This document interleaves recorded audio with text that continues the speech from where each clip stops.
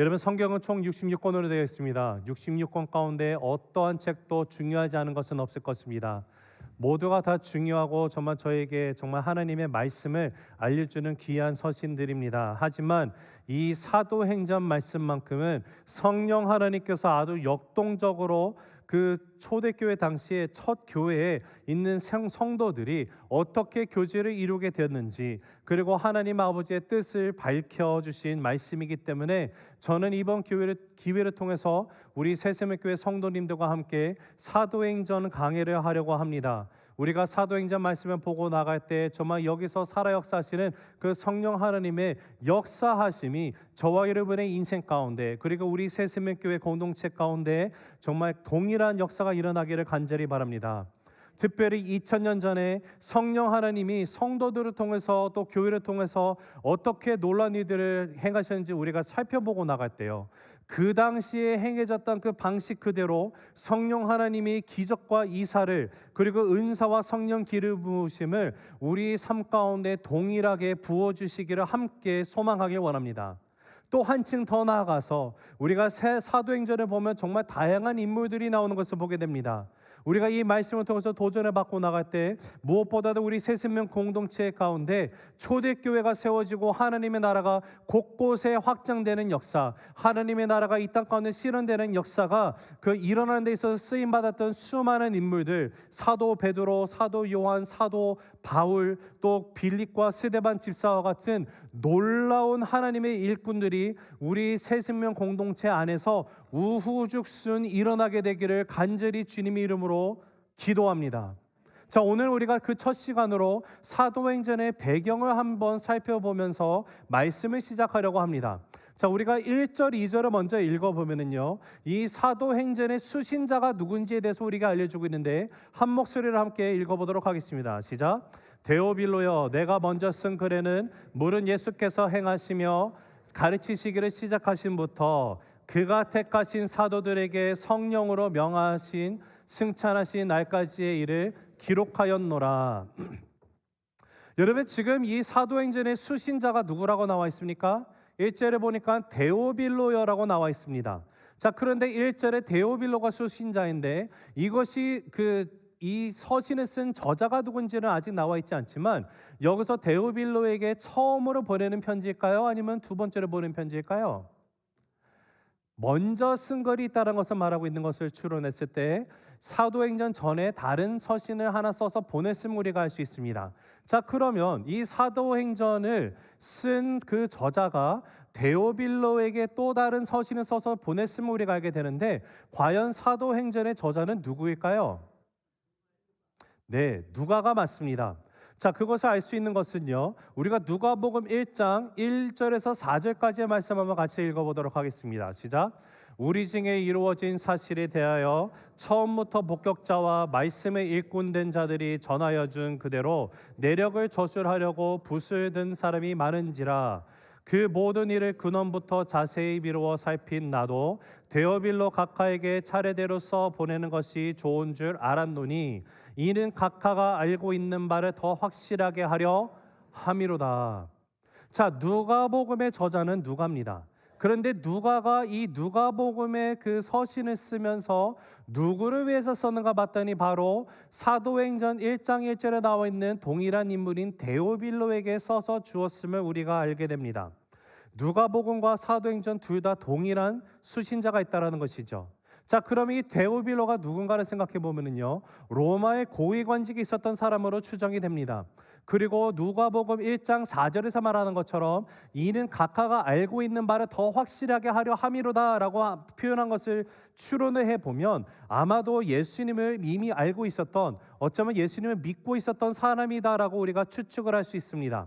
자, 우리가 성경책의 신약으로 가서요, 신약의 처음에 딱 피면 첫 네 서신이 나오죠. 마태, 마가, 누가, 요한복음, 사복음서라고 가리키는데 이 첫 네 그 복음서들, 사복음서를 보면 그 쓰여진 목적이 무엇인가 보면 동일하게 이 땅에 오신 성자 예수님에 대해서 그분께서 행하신 그 일에 대해서 기록해 주고 있음을 우리가 보게 된다고 하면은요, 사도행전이 다섯 번째 서신으로 그 신약 성경에 자리하고 있는데 사도행전이 쓰여져 있는 목적은 초기에 크리스찬들과 교회들이 어떻게 성령 하나님께 붙들림을 받아서 하나님의 역사하신 가운데 사용되어져 왔는지를 우리들에게 알려주고 있는 서신이라는 사실입니다.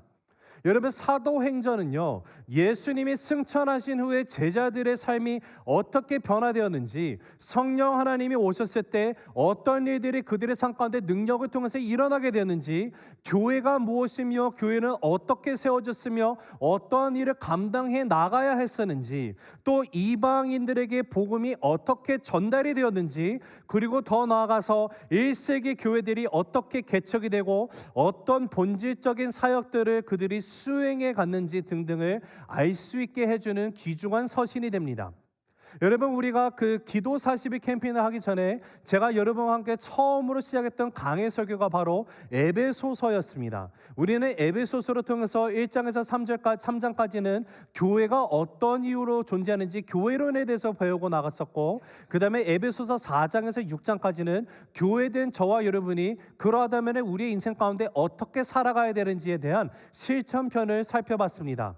그 후에 제가 기도하면서 어떠한 말씀으로 여러분과 함께 나누면 좋을까 기도하고 고민하는 가운데 하나님께서 사도행전을 함께 나누라는 확신을 주셨습니다.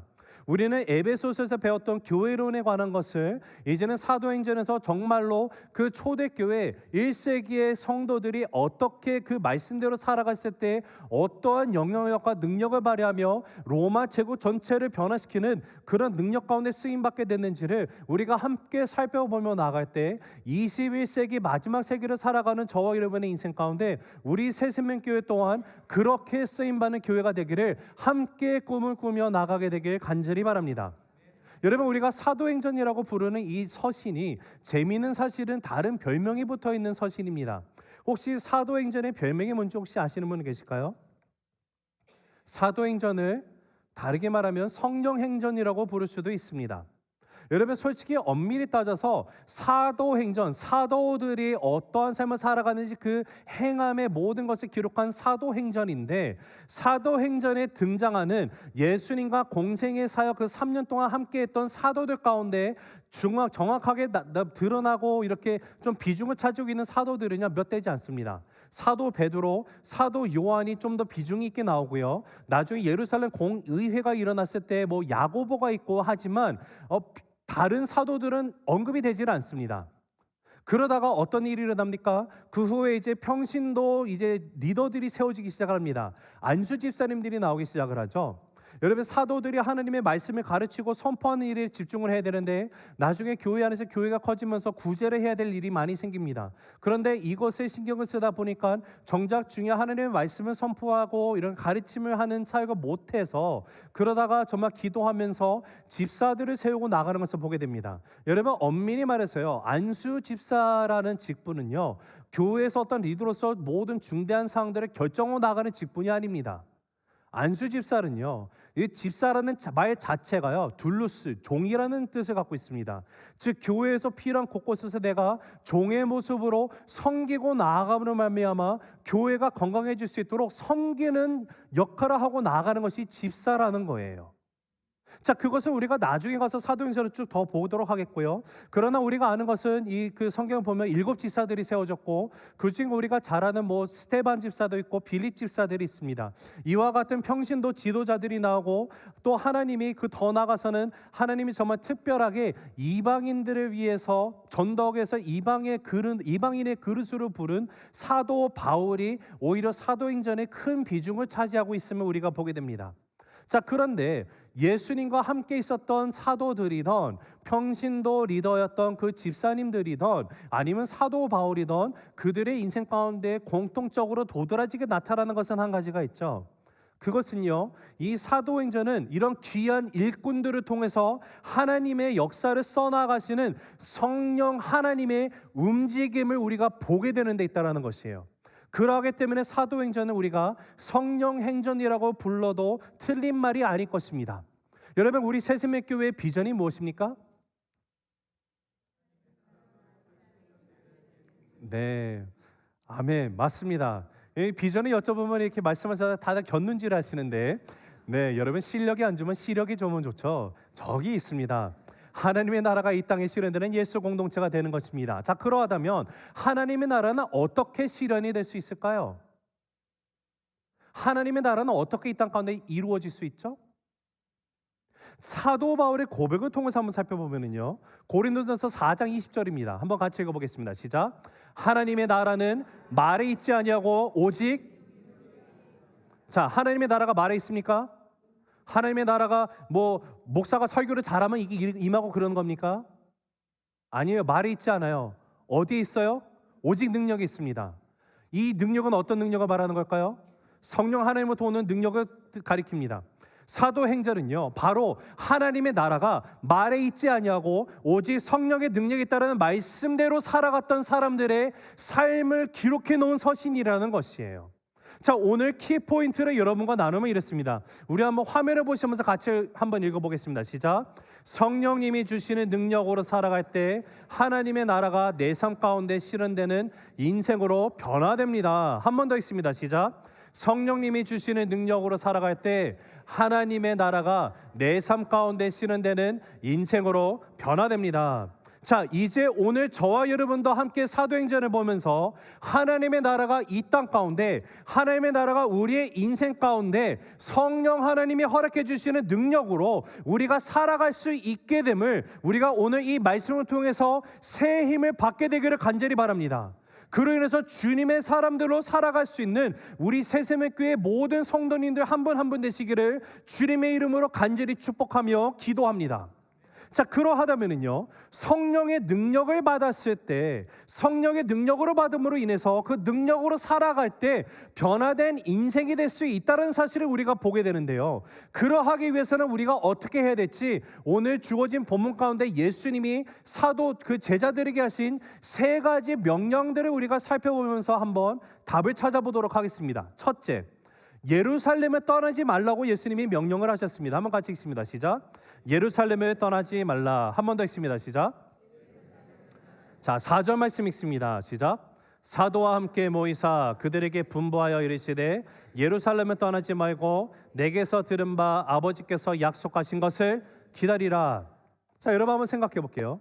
대부분의 경우, 여러분 어떤지 모르겠지만 적어도 저는요, 인생 가운데 어떤 극심한 어려움과 고통이 있었던 순간들을 떠올리라고 하면 생각이 납니다.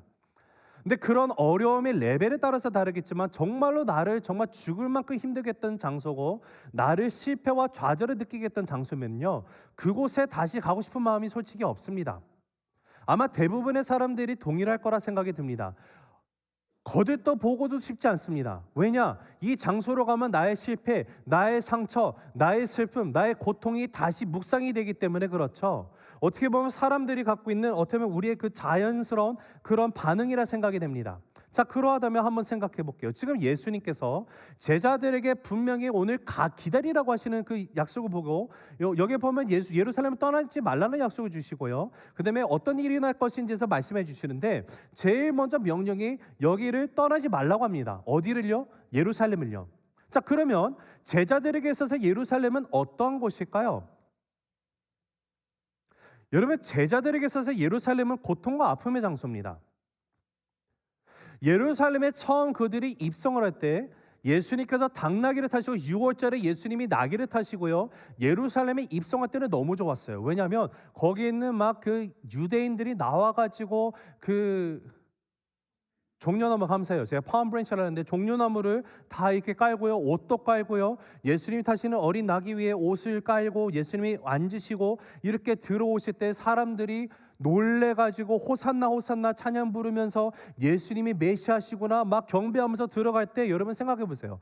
여러분이 예수님을 에스코트하면서 옆에 들어가면 우쭐하지 않을까요? 야, 역시 이제 우리 내 주, 야, 역시 이제 예수님이 이제 뭐 가서 야, 이제 내가 곧 있으면 이제 한몫하겠구나, 내가 뭐 교육부 장관하고 예수님 왕만 되면 막 이런 소망 갖고 왔어요. 소망의 장소였었습니다. 그런데 그 소망이 오래가지 못했죠. 그 소망의 절망으로 바뀌어버린 장소가 예루살렘이에요. 예수님의 십자가 사건이 일어납니다. 예수님이 십자가 못 박히시면서 그들이 가지고 있었던 소망 또한 똑같이 못에 박히며 절망으로 바뀐 장소가 바로 예루살렘이에요. 그뿐이 아닙니다. 여러분, 마가복음 14장에 가면은요, 예수님이 로마 병정에서 체포되는 장면이 나오는데, 체포됐을 때 제자들이 어떻게 했는지 마가복음 14장 50절에 우리에게 이렇게 알려줍니다. 같이 읽어봅니다. 시작. 제자들이 다 예수를 버리고 도망하니라. 자, 생각해 보세요. 지난 3년간 예수님을 따라다니면서 예수님이 나의 주인이시고 주님, 야, 이제 예수님 정말로 하나님의 아들이시구나. 예수님이 기적 베푸시고 막 역사하시는 것이 막 나타나고 사람들이 막 따르고 막 인기몰이가 되고 이런 나의 왕이고 나이가 따르는 분, 예수님 앞에 모든 소망 두고 있었는데 어떤 일이 일어나요? 어려운 상황이 딱 발생하니까 예수님 내팽개치고요, 36개 주랭랑을 칩니다. 예루살렘이에요, 이것이. 자, 그뿐일까요? 마태복음 26장에 가면 베드로가 나오죠. 여러분, 베드로가 어떤 사람이었습니까? 예수님한테 내가 맹세하건대 절대로 예수님 부인할 일 없습니다. 예수님 내가 죽을 때까지 따라갈 거고요, 다들 도망가도 나는 주님 절대 부인 안 해요 했던 사람이 어떻게 합니까? 어려움이 닥치자, 자, 함께 읽습니다. 시작. 베드로가 맹세하고 또 부인하여 이르되 나는 그 사람을 알지 못하노라 하더라. 여러분, 정작 일이 벌어지니까요, 예수를 모른다라고 한 번뿐만 아니라 3번이나 부인한 곳이 바로 예루살렘이에요. 자, 그러니까 생각해 보면 제자들에게 있어서 예루살렘이라는 곳은요, 기억하고조차 싫은 그런 곳입니다. 그런데 지금 예수님께서는요, 내가 기억조차 하고 싶지 않은 나에게 실패와 좌절과 절망과 부끄러움을 안겨준 이런 장소인 예루살렘에 나보고 떠나지 말라고 명령하고 계시는 거예요. 이게 어떤 뜻일까요? 비록 절망이 있었지만, 비록 인생의 부끄러움과 안타까움이 생긴 장소지만, 그리고 앞으로 너희가 이곳에서 당할 핍박이 너희를 기다리고 있는 장소이지만, 예수님은요, 예루살렘에 너희가 떠나지 말고 머물라라고 말씀하셨습니다. 실패와 좌절, 약속도 지키지 못하고 내가 정말 패배자구나, 이러한 것을 안겨준 그 장소 가운데 머물라고 하시는 거예요. 왜요? 하나님께서 계획하신 놀라운 일이 일어나는 곳이 다른 곳이 아니라 바로 예루살렘이기 때문에 그랬습니다. 자, 근데 여기서 우리가 정확하게 이거 짚고 넘어가야 될 게 하나 있어요. 예루살렘이 중요한 이유는요, 예루살렘이 거룩한 도성으로 불리는 장소이기 때문이 아닙니다. 그 예루살렘에서 하나님이 약속을 이루어 주실 것이라고 하나님이 정하셨기 때문에 중요한 거지, 예루살렘이라는 자체가 중요하다고 말할 수 없어요. 하나님이 이 약속이 있는 그 땅이라면요, 절대로 떠나지 말라고 하는 주님의 말씀이 계신 거예요. 그리고 사도들은요, 바로 그곳에서, 예루살렘에서 지금까지 한 번도 그들의 인생 가운데 경험해보지 못했던 삶의 변화를 경험하게 되는 장소로 변화되는 곳이 예루살렘이라는 곳이에요. 여러분, 우리의 인생 가운데, 여러분의 삶 가운데 겪게 되는 고통과 어려움 속에서도요, 하나님의 분명한 뜻이 있음을 여러분이 바라볼 수 있게 되기를 원합니다. 고통의 시간이 올 수 있어요. 더러는 내가 창피하고 부끄럽기 때문에 내가 더 이상 이곳에 머물고 싶지도 않고요, 최대한 여기서는 멀리 떠나고 싶은 그런 상황이나 환경이 있을 수 있으나 분명히 있습니다. 여러분, 그러나 그런 상황 때문에 피하지 마시기 바랍니다. 도망치지 마십시오. 비록 절망이 있는다 할지라도, 비록 핍박이 있고 어려움이 있는다 할지라도, 하나님의 약속이 그곳에 있다면 여러분, 그곳을 떠나지 말고 그곳에 머물게 되시기 바랍니다. 왜요? 하나님의 약속이 있는 그곳에서 하나님은요, 하나님의 새로운 일을 시작하시기 때문에 그렇습니다. 여러분, 우리가 살아가는 세상은요, 문제를 만나면 문제를 피하라고 합니다. 도망가라고 합니다. 그러나 성경은 그렇게 이야기하지 않습니다. 성령의 역사는요, 바로 하나님의 약속이 있었던 예루살렘에서 시작이 된 것이에요. 절망을 경험한 곳, 인간적인 부끄러움, 아픔, 고통, 좌절, 이것을 느낀 바로 그곳에서 제자들이 새로운 사람으로 변화가 되고 말았습니다. 갈릴리 호수에서 보잘것없는 어부들이었어요. 그 보잘것없는 어부들이 세상을 변화시키는 하나님의 사도가 되어졌듯이 주님이 있으시라고 하는 주님의 약속이 있는 그곳에 온전히 머물 수 있게 되는 저와 여러분, 우리 새생명 가족 모두가 되기를 간절히 바랍니다. 그럴 때 우리의 삶을 통해서 또한 이 땅 가운데 이 땅이 변화가 되는 그 놀라운 시작이 저와 여러분의 인생을 통해서 시작이 되는 줄로 믿으시기 바랍니다. 여러분, 성령의 능력을 받아서 변화되는 삶, 그 삶이 되기 위해서 예수님이 주신 명령 두 번째는 무엇입니까? 바로 아버지의 약속을 기다리라고 하십니다. 같이 읽습니다. 시작. 아버지의 약속을 기다리라. 한 번 더 읽습니다. 시작. 아버지의 약속을 기다리라. 자, 4절 다시 한번 읽습니다. 시작. 사도와 함께 모이사 그들에게 분부하여 이르시되 예루살렘을 떠나지 말고 내게서 들은 바 아버지께서 약속하신 것을 기다리라. 자, 여러분, 첫 번째는요, 나에게 패배, 좌절, 쳐다보기도 싫은 그 장소인 예루살렘을 떠나지 말라고 명령을 하셨고, 그 다음에는 기다리라고 하시는데 무엇을 기다리라고요? 아버지의 약속하신 것을 기다리라고 합니다. 여러분, 생각해 보면요, 기다림이라는 것은 결코 쉽지 않아요. 정말 힘든 일입니다. 제가 오늘 말씀을 준비하면서 타이틀을 어떻게 되는가 정해달까 막 고민하다가 기다림의 미학이라고 적어놨습니다. 여러분, 우리는 기다려야만 합니다. 근데 문제는요, 우리가 살아가고 있는 이 21세기라는 이 시대가요, 우리로 하여금 더욱더 기다리는 것을 더욱더 힘들게 만든 시대가 되어버렸습니다. 과학의 발달함으로 인해서 우리는 기다림보다는 편리함을 찾고 나아가는 세대가 됐어요. 인내라는 것을 찾아보기가 어렵습니다.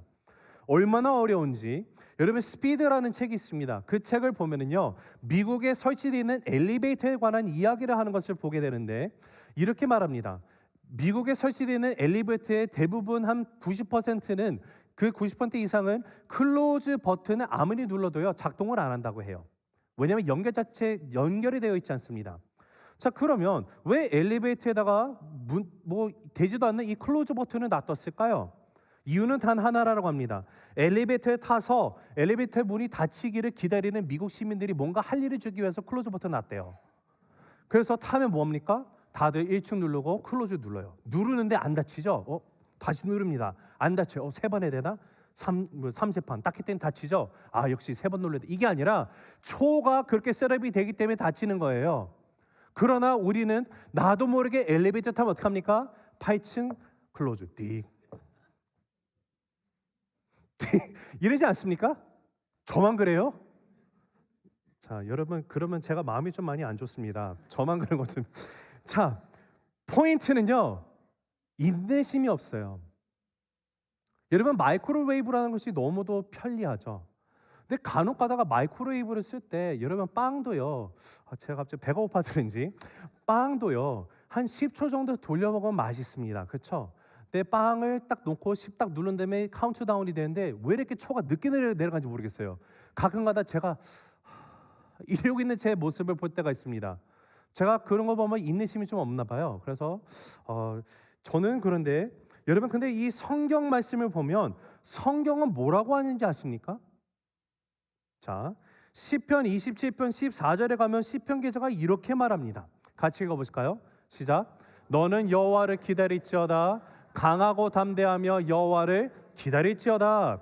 지금 하나님을 기다리라고 말하는데 뭐라고 이야기하고 있는가 봤더니 Be strong and let your heart take courage라고 말을 하고 있죠. 강하고 담대하여 여호와를 기다리라고 합니다. 자, 여러분, 여호와 하나님을 기다리는데 왜 강하고 담대하라고 이야기를 하고 있을까요? 왜냐하면 기다림이라는 것이 결코 쉽지 않기 때문에 그래요. 기다리기 위해서는 내가 강함으로 담대함으로 인내할 수 있는 그 능력이 필요하다라는 거예요. 자, 지금 주님께서 제자들을 향해서 기다리라고 말씀하십니다. 그러면서 주님께서 그들에게 주신 아버지의 약속을 기다리라고 하셨는데 그 약속이 무엇인지를 8절 말씀에 가서 보면 같이 읽어보실까요? 시작. 오직 성령이 너희에게 임하시면 너희가 권능을 받고. 자, 이게 성령 하나님이 너희에게 임하실 때까지 기다리라고 말씀하신 것을 우리가 보게 됩니다. 자, 이것이 어떤 의미가 있는지는 우리가 다음 시간에 살펴보도록 하겠고요. 그러나 분명한 사실은 성령이 너희에게 임하시는 그날까지 너희는 기다리라예요. 제자들이요, 오순절날 다락방에 모여가지고 120 성도들이 모여서 기도했을 때 성령이 임했습니다.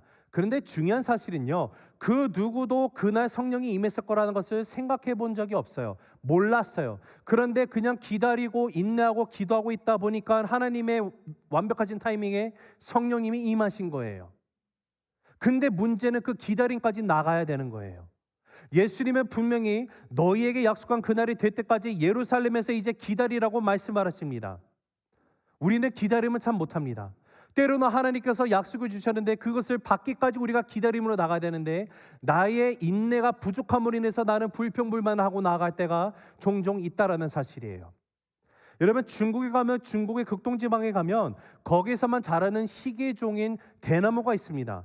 모소대나무라는 대나무가 있는데, 혹시 모소대나무에 대해서 들어보신 적이 있는 분이 있는지 모르겠습니다.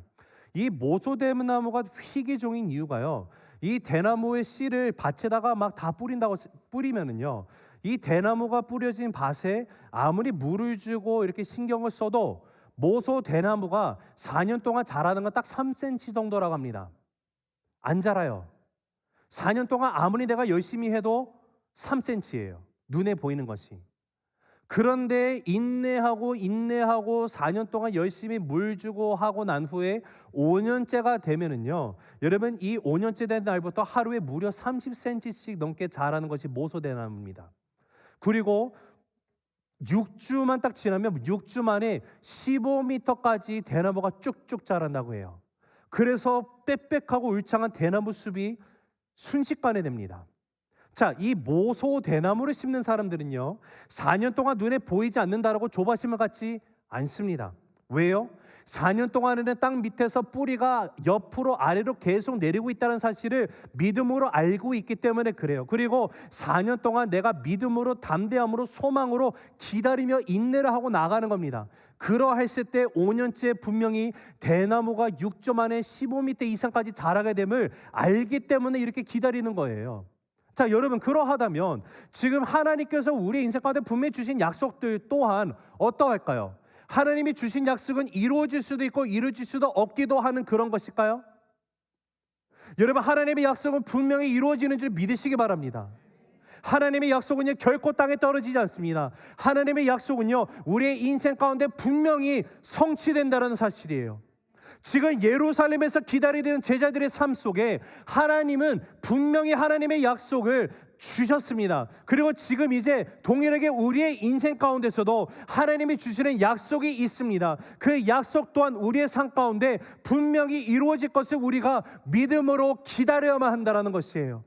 여러분, 우리는 기다려야만 합니다. 인내해야 돼요. 소망을 가지고 담대함으로 기다릴 수 있어야만 합니다. 여러분, 내 주위의 환경이 변하지 않는다 할지라도 인내하시기 바랍니다. 내 눈에 지금 당장 보이는 게 3cm밖에 없어요. 변할 기미가 보이지 않아요. 그래도 인내하시기 바랍니다. 여러분, 그 기다림을 통해서 나갔던 이 사도들은요, 무시받던 갈릴리 어부들이었어요. 물고기나 잡는 사람, 이 어부들이 나중에 세상을 바꾸는 하나님의 사도로서 새로운 인생이 시작되었듯이 하나님 또한 저와 여러분에게 새로운 인생의 시작을 분명히 허락해 주셨음을 믿고 기다리시기 바랍니다. 포기하지 마십시오. 조바심 갖지 마세요. 내 눈에 보여지지 않는다? 아닙니다. 하나님은요, 모소라는 대나무처럼 땅속에서 하나님의 때를 온전히 기다리며 모든 일을 이미 준비하고 계시는 거예요. 하나님이 모든 밑작업을 다 하고 계시는 거예요. 그리고 하나님의 때에 하나님이 큐를 딱 주면 바로 하나님이 행하십니다. 하나님이 행하시면요, 모소 대나무가 6조 만에 쭉쭉 자라는 것처럼, 아니 그것보다도 더 빠르게 하나님의 엄청난 일을 여러분의 삶 가운데서 새로운 시작을 허락해 주시면 우리가 믿고 나가기 원합니다. 여러분, 포기하지 마세요. 기다리시기 바랍니다. 하나님이 나에게 주신 약속들이 무엇인지, 우리의 삶 가운데 그 약속은 분명히 이루어질 것이에요. 조금만 더 기다리면 돼요. 조금만 더 기다리시기 바랍니다. 여러분, 성령의 능력이 나의 삶 가운데 임해서 나의 삶이 변화가 되는 그 삶, 주님이 주시는 세 번째 명령이 무엇인가 보니까 너희가 알 바가 아니라고 하십니다. 같이 읽습니다. 시작. 너희가 알 바 아니다. 한 번 더 읽습니다. 자, 우리 7절 말씀을 읽습니다. 시작. 이르시되 때와 시기는 아버지께서 자기의 권한에 두셨으니 너희가 알 바 아니요. 자, 여러분, 3년이라는 세월을 제자들이 예수님과 함께 보냈습니다. 하나님의 나라에 대해선 예수님이 정말로 제자들의 귀에 못이 박히도록 그들에게 가르치시고 제자들이 보고 배웠습니다. 경험했습니다. 여러분, 예수님이 사역을 처음 시작하실 때 제일 먼저 첫 번째로 선포했던 말씀이 뭐였죠? 뭐에 관한 것이었습니까? 하나님의 나라였어요. 자, 마가복음 1장 15절 한번 보시면 읽습니다. 시작. 이르시되 때가 찼고 하나님의 나라가 가까이 왔으니 회개하고 복음을 믿으라 하시더라. 자, 예수님은 처음에 시작하시면서 전했던 메시지가 하나님의 나라입니다. 하나님의 나라를 이 땅에 오셔서 가장 먼저 전하셨고요. 살아가시는 동안에 십자가 그 순간까지도 전하셨던 것도 하나님의 나라고요. 그 다음에 하나님의 나라에 대해서 제자들에게 수없이 가르치시고 부활하신 후에도 하나님의 나라에 대해서 말씀하신 예수님이었어요. 자, 그런데 지금 제자들이 예수님이 그렇게 말씀을 하셨음에도 불구하고 어떤 질문을 하고 있는지를 우리가 한번 살펴보면 6절 한번 읽어봅니다. 시작. 그들이 모였을 때 예수께 여쭈어 이르되 주께서 이스라엘 나라를 회복하심이 이때니까 하니. 여러분, 이것이 지금 어떤 상황인지 아십니까? 예수님이 십자가에 죽으시고요, 부활하셨어요. 부활하신 예수님이 바로 하늘로 승천을 하셔도 됐을 텐데 왜 예수님을 하늘로 승천하지 아니하시고 제자들과 40일간 함께 계셨을까요? 이 질문에 대한 답을 우리가 본문 가운데 3절에서 찾아보게 되는데 3절 같이 한번 읽어봅니다. 시작. 그가 고난받으신 후에 또한 그들에게 확실한 많은 증거로 친히 살아계심을 나타내사 40일 동안 그들에게 보이시며 하나님 나라의 일을 말씀하시니라. 여러분, 십자가에 달리시고 부활하신 후에 40일 동안 제자들과 함께 하신 이유가 뭐라고 써 있습니까? 제자들에게 하나님의 나라를 말씀하시기 위해서라는 거예요. 즉 예수님은요, 부활하신 후에도 40일이라는 짧은 시간, 한정된 제한된 시간 가운데 제자들에게 하실 수 있는 많은 말들 가운데 가장 중요한 것을 말씀하셨는데 그것이 하나님의 나라였어요. 자, 이 모든 것을 제자들에게 그렇게 얘기하시고 난 다음에 예수님이 자, 이제 제자들아 알겠지? 이제는 내가 시간이 돼서 이제 가야만 해. 그리고 예수님이 승천을 하시려고 하는 찰나에 제자들이 지금 마지막 순간까지 예수님에게 묻는 질문이 뭐라고요? 예수님, 이스라엘 나라를 회복하실 때가 지금입니까? 라는 질문을 합니다. 아마 이 말씀을 우리가 읽으면서 이게 무슨 큰 문제라도 되나? 라는 생각을 할 수 있지만 여러분, 이것이 얼마나 실망스러운 상황인지를 우리가 묵상을 해봐야 됩니다.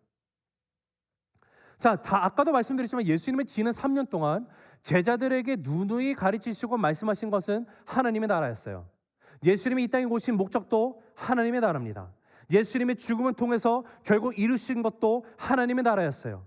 심지어 부활 후에도 40일 동안에 제자들에게 누누이 강조하신 것은 딱 하나예요. 하나님의 나라예요. 그런데 그 마지막 순간에도 제자들은 지금 관심이 어디가 있습니까? 예수님, 이스라엘 나라를 회복하시고 이제 내가 한 몫을 하게 되는 때가 이제 된 겁니까? 라는 질문을 하는 거예요. 이것을 사자성어로 동상이몽이라고 부르죠. 여러분, 마가복음 10장을 보면은요, 동일한 관심사를 갖고 있었던 제자의 모습을 우리가 살펴보게 되는데 여러분, 세베대의 아들 야고보와 요한 이야기가 나옵니다. 근데 세베대와 요한이 갑자기 예수님한테 가서 로비를 합니다. 인사청탁을 하는 것이 성경에 나와요. 자, 마가복음 10장 35에서 37절 읽습니다. 시작. 세베대의 아들 야고보와 요한이 주께 나와 여짜오되 선생님이여 무엇이든지 우리가 구하는 바를 우리에게 하여 주시기를 원하옵나이다. 이르시되 너에게 무엇을 하여 주기를 원하느냐? 여짜오되 주의 영광 중에서 우리를 하나는 주의 우편에 하나는 좌편에 앉게 하여 주옵소서. 주님, 이스라엘 나라가 회복되는 날에 우리 잊으시면 안 돼요. 내가 총리할게요. 국무총리하고요. 나는 그러면 국방부 장관 시켜주시고 교육부 장관 이런 거 시켜주셔야 돼요. 이러고 있는 상황이에요. 그게 세베대 아들 야고보와 요한입니다. 몰래 가갖고 예수님한테 이렇게 말해요. 자, 그러면 이 야고보와 요한만 그랬을까요? 아니면 나머지 제자들 10명은 어땠을까요? 동일합니다. 자, 41절 한번 읽어볼게요. 시작. 열제자가 듣고 야고보와 요한에 대하여 화를 내거든. 지금 이 야고보와 요한 얘기를 들었어요. 그랬더니 10명들이 들었지. 전 뭐야 쟤네. 왜 지네 맘대로 좌표 우편하겠다는 거야?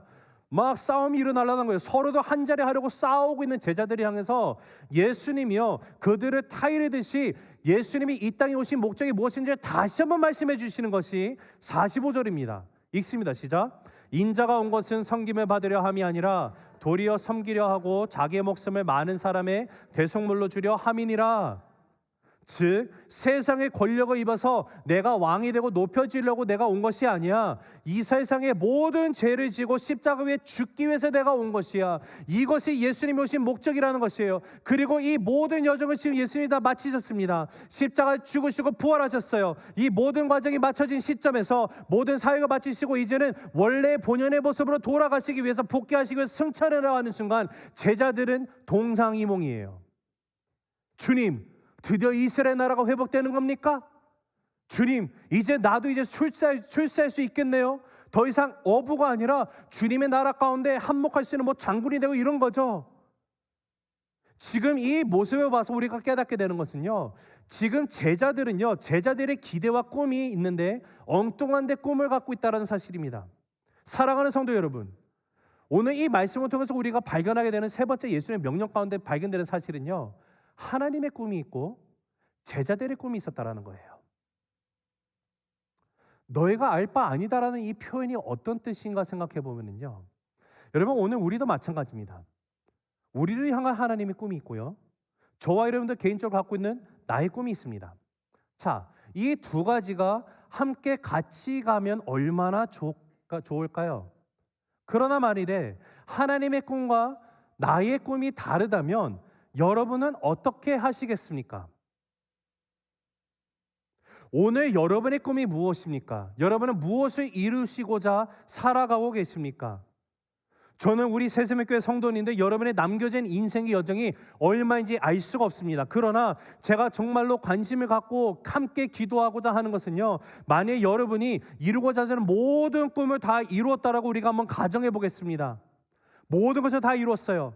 그러나 결정적인 순간이 이제 다가오겠죠. 하나님의 앞에, 심판대 앞에 섰습니다. 그런데 하나님이 기대하셨던 꿈과 상관이 없는 꿈을 여러분이 지금까지 이루고 살아가고 하나님 앞에 섰다면 여러분은 어떻게 하겠습니까?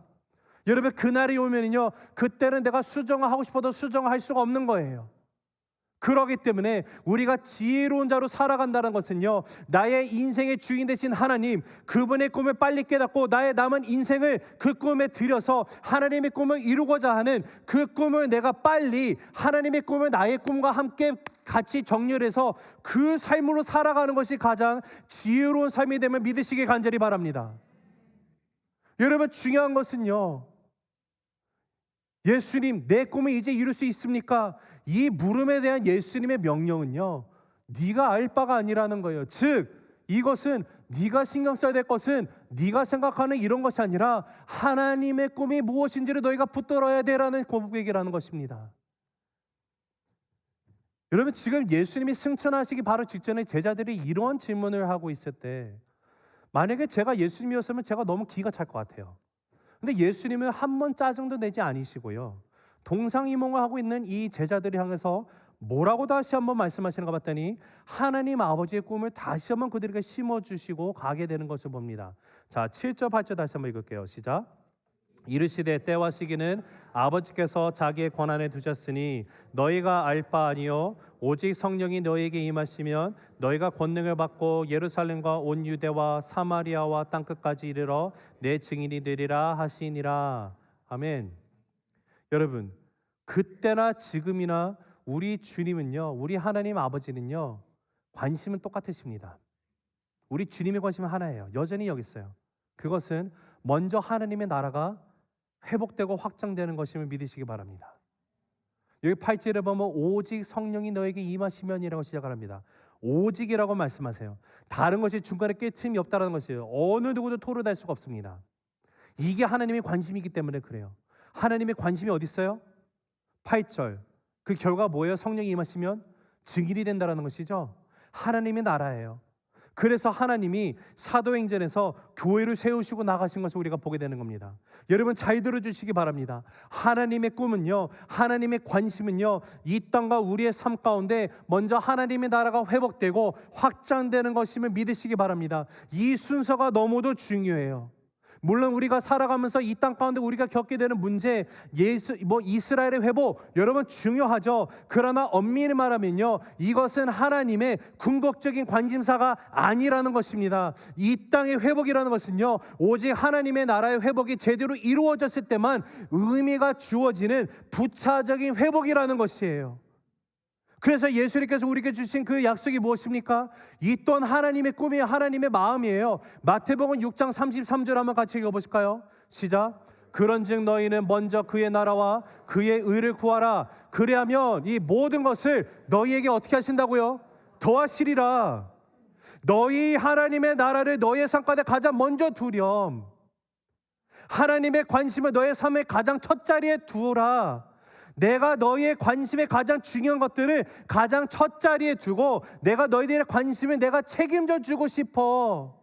너희가 이루고자 하는 꿈이 있지, 나도 알아. 그러나 그 꿈을 위해서 살아가지 말고 내 꿈, 나의 아버지의 꿈, 하나님 아버지의 꿈을 너희가 먼저 그의 나라와 그의 의를 간구하고 나가면 하나님 아버지가 너희의 꿈을 책임져 주실 거야. 여러분, 이 말씀을 하시는 거예요. 그런데 우리는 하나님을 믿는다고 고백을 하지만 계속 나의 삶 가운데 관심은 나밖에 없습니다. 내가 잘 되는 것, 내 자녀 잘 되는 것, 내 사업체가 잘 되는 것, 내가 다니고 있는 교회 잘 되는 것, 여러분 전부 나예요. 여러분, 하나님의 뜻이 내 자녀들의 삶 가운데 이루어지기를 원합니다. 하나님의 뜻이 내 직장 가운데 이루어지기 원합니다. 하나님의 뜻이 내 인생 가운데 이루어지기 원합니다. 하나님의 뜻이 내 미래 가운데 이루어지기 원합니다. 하나님의 뜻만이 온전히 이루어지는 나의 가정이 되기 원합니다. 이야기하지 않고요, 하나님, 내 뜻이 더 중요합니다. 주님, 이스라엘의 나라가 회복되는 때가 지금입니까? 하나님, 내가 지금까지 열심히 믿었잖아요. 열심히 예배도 드리고 기도도 하고 헌금도 하고 봉사도 하고 이 모든 것을 하나님, 이제 내 뜻 좀 들어줘야죠. 하나님, 이제 회복되는 거죠. 나는 이것이 더 중요해요 라고 이야기하고 있다고 한다면, 여러분, 하나님이 허락하시는 그 크고 놀라운 새로운 시작은요, 일어날 수가 없다라는 사실이에요. 예수님은 제자들에게 바로 이것을 이야기해 주시는 것입니다. 이제 너희의 관심은 접고 나의 관심에 하나님 아버지의 그 꿈이 너희들의 마음 가운데 담겨져야만 한다. 우리 사랑하는 새생명 가족 여러분, 나의 관심이 예수님의 관심으로 옮겨지게 되기를 간절히 소망합니다. 그러할 때 우리 주님이 약속하신 것처럼 우리가 먼저 하나님의 나라와 의를 간구하고 나가면, 하나님의 나라와 의를 나의 삶 가운데 가장 첫 자리에 두고 나가면은요, 하나님의 관심이 나의 마음 가운데 우선순위로, 최우선순위로 담고 나가면, 여러분, 주님께서 나의 관심을 책임져 주심을 믿으시기 바랍니다. 내가 책임지는 것보다 하나님이 책임져 주면요, 그것보다 더 확실한 것이 더 있을까요? 하나님이 해주실 거예요. 여러분, 그 일은요, 우리들이 상상할 수도 없는 크고 놀라운 하나님의 역사로 분명하게 나타나게 될 것입니다. 언제요? 하나님의 꿈이 나의 비전이 됐을 때, 하나님의 꿈이 내 꿈이 될 때, 말씀을 맺습니다. 여러분, 사도행전을 보면은요, 정말 예수님이 그렇게 그들에게 가르쳤던 말씀을 깨닫지도 못했던, 마지막 순간까지 깨닫지 못했던 그 사도 제자들에게 예수님이 그들을 나무라지 아니하시고 끝까지 그들을 붙들고 사용하셨습니다. 여러분, 성령 하나님이 주시는 능력이 있다라는 거예요. 그 성령의 능력이 주어지면, 그 성령의 능력으로 살아가게 되면 저와 여러분을 통해서도 하나님의 나라가 이 땅 가운데 온전히 실현될 줄을 믿으시길 간절히 바랍니다. 여러분, 성령의 능력으로 살아가는 새롭게 되는 변화된 인생이 되기 위해서는 여러분, 힘들다고 어렵다고 피하지 마시기 바랍니다. 떠나지 마세요. 도망치지 마시기 바랍니다. 비록 힘들고 절망이 있는다 할지라도 하나님의 약속이 있는 이곳이라면 머물라고 이야기하시는 그 주님의 음성 가운데 귀를 기울이시기 바랍니다. 여러분, 우리가 신앙생활 하다 보면은요, 이 교회가 아니었는가벼 생각될 수도 있어요. 어떤 상황과 어려움이 생길 수 있습니다. 여러분, 그렇다고 거기서 피하면 다른 교회 가서는 거기서는 어떤 어려움도 없을까요? 여러분, 중요한 사실은요, 내가 피하면 그것을 내가 극복할 때까지 주님이 똑같은 어려움을 계속 주십니다. 어디를 가든지 간에. 그러나 나는 도망자 신세밖에 되지 않아요. 그러나 하나님의 음성 가운데 귀를 기울이시기 바랍니다. 여러분, 떠나지 마십시오. 주님의 약속이 있는 그곳에서 떠나지 마시기 바랍니다. 기다리시기 바랍니다. 하나님은 오늘도 저와 여러분에게 말씀을 통해서 약속을 주십니다. 하나님의 약속은요, 분명히 이루어짐을 믿고 믿음 가운데 기다리시기 바랍니다. 그러할 때 여러분의 인생 가운데 한 번도 경험해 보지 못한 새로운 일이, 새로운 시작이 우리의 삶 가운데 이루어질 것임을 말씀하시는 예수님의 그 약속을 붙드시기 바랍니다. 여러분, 기다립시다. 포기하지 맙시다. 그리고 기다리면요, 제자들에게 임하셨던 성령 하나님이 하나님의 약속을 의지하고 나가는 저와 여러분의 인생 가운데도 능력의 하나님을 임하시게 됨을 믿으시기 바랍니다. 그리고 주님이 말씀하세요. 너희가 알 바가 아니다. 혹시 오늘도 나는 주님, 이스라엘 나라가 회복돼서 내가 한몫할 때가 지금입니까? 하나님, 내가 바라는 꿈 이건데 이제 이루어 주실 것이죠? 라는 잘못된 꿈을 쫓고 살아가는 인생들에게 주님이 말씀하십니다. 네가 원하는 것을 바라보는 것이 아니라 하나님 아버지의 꿈이 너의 꿈이 될 수는 없겠니? 여러분, 하나님의 꿈이 내 꿈이 되길 원합니다. 하나님의 꿈은 단 한 번도 변한 적이 없어요. 창세부터 지금까지, 그리고 그 이후에 예수 그리스도 다시 오시는 재림의 그날까지 하나님 아버지의 꿈은 단 하나입니다. 새 하늘과 새 땅 창세전 이 모든 세상의 역사 끝 변치 않으시는 우리 하나님 아버지의 꿈은요, 세상 모든 민족이 구원을 얻게 되는 것임을 우리 인정합시다. 그 놀라운 하나님의 꿈이 여러분의 개인의 삶 가운데, 여러분의 가정을 통하여서, 부부관계를 통하여, 나의 자녀들의 인생 가운데, 여러분의 직장, 여러분의 사업체, 그리스도의 몸된 교회인 이 새생명교회 가운데 예수님이 오시는 그날까지 실현되는 그 역사가 채워지기를 간절히 주님의 이름으로 간청하며 기도합니다.